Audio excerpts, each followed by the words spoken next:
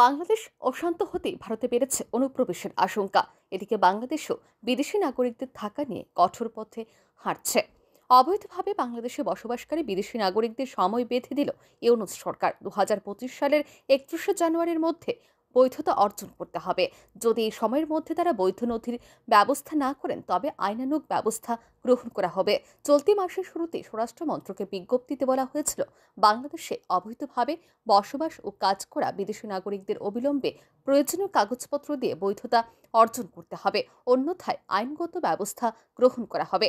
ইউনূস সরকারের প্রকাশিত তথ্যে দাবি করা হয়েছিল, সবথেকে বেশি ভারতীয় ও চীনের নাগরিকরাই অবৈধভাবে বসবাস করছে বাংলাদেশে।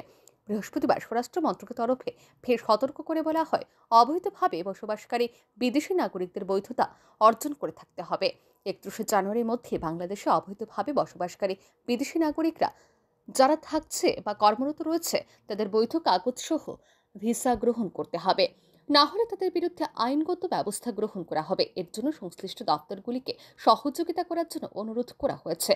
৪ ডিসেম্বরে বিজ্ঞপ্তিতে জানানো হয়েছিল, বাংলাদেশে আসা কোনো বিদেশি নাগরিকের ভিসার মেয়াদ শেষ হয়ে গেলে প্রথম ১৫ দিন ক্ষেত্রে প্রতিদিন ১,০০০ টাকা করে জরিমানা দিতে হবে। ১৫ দিন পেরিয়ে গেলে অতিরিক্ত সর্বোচ্চ ৯০ দিন পর্যন্ত প্রতিদিন ২,০০০ টাকা জরিমানা এবং ৯০ দিনের বেশি থাকলে প্রতিদিন ৩,০০০ টাকা করে জরিমানা দিতে হবে।